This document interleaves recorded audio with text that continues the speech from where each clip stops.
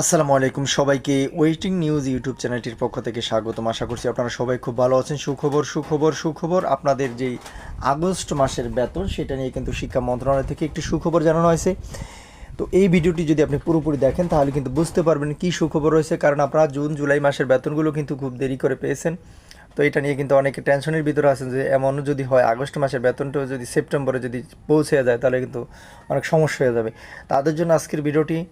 তাই বলবো যে ভিডিওটি অনেক গুরুত্বপূর্ণ, নাটনি সম্পূর্ণ দেখবেন এবং এই চ্যানেলে যদি আপনি নতুন দর্শক হন, এখনও সাবস্ক্রাইব করে না থাকুন, প্লিজ চ্যানেলটি সাবস্ক্রাইব করে আমাদের সাথে এখনই যুক্ত হয়ে যান, কারণ শিক্ষা সংক্রান্ত বিভিন্ন তথ্য এই চ্যানেলে সবার আগে আমরা আপলোড দিয়ে থাকি। দেখেন এই খবরটা দেখেন যে এই মাত্র 23 আগস্ট 2025 9:06 প্রকাশিত হয়েছে সকাল।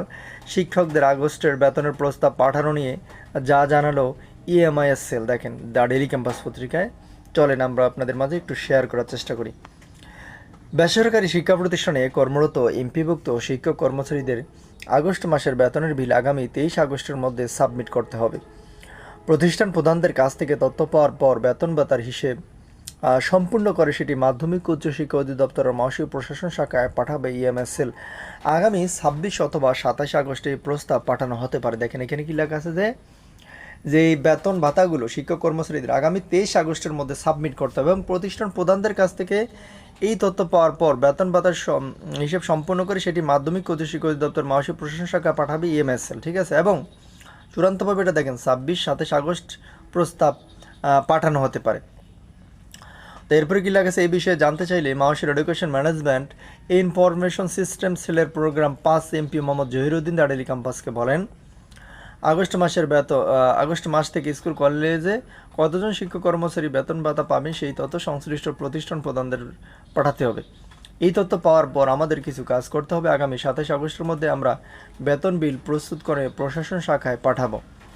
ভিডিওর মাঝখানে বলবো, আপনি যদি একজন এমপিভুক্ত শিক্ষক কর্মচারী হয়ে থাকেন এবং শিক্ষা সংক্রান্ত বিভিন্ন তথ্য যদি আপনি সবসময় পেতে চান, আমাদের চ্যানেলটি এখনই সাবস্ক্রাইব করে আমাদের সাথে যুক্ত হয়ে যান, কারণ আমরা এই সর্বপ্রথম আপডেট নিউজগুলো সবার আগে এই চ্যানেলে প্রকাশ করি। জানা গেছে আগস্ট মাসে স্কুল কলেজের প্রায় 3,80,000 শিক্ষক কর্মচারীর বেতন সারসংক্ষেপ শিক্ষা মন্ত্রণালয়ে পাঠানো হতে পারে। এর মধ্যে স্কুলের 2,91,518 জন ও কলেজের 87,389 জন শিক্ষক কর্মচারী রয়েছেন। শিক্ষা মন্ত্রণালয়ের বাজেট শাখা থেকে আগস্টের বেতনের অনুমোদন পাওয়ার পর এটি অর্থ মন্ত্রণালয়ের বাজেট শাখা পাঠানো হবে।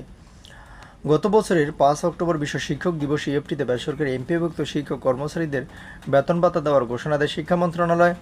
প্রাথমিকভাবে স্কুল কলেজের 209 জন শিক্ষক কর্মচারীর অক্টোবর মাসের এমপিএফটিতে ছাড়ায় পরবর্তী সময়ে চলতি বছরের 1 জানুয়ারি 1,89,000 শিক্ষক ইএফটির মাধ্যমে বেতন ভাতার সরকারি অংশের টাকা পেয়েছে। দ্বিতীয় ধাপে 67,000, তৃতীয় ধাপে 84,000 এবং চতুর্থ ধাপে 8,200 অধিক শিক্ষক কর্মচারী ফেব্রুয়ারি এবং মার্চ মাসের বেতন পেয়েছেন। ইতিমধ্যে শিক্ষক কর্মচারীরা মে মাসের বেতন ভাতা পেয়েছেন। তারা জুন মাসের বেতন পেয়েছেন 15 জুলাইয়ের পর।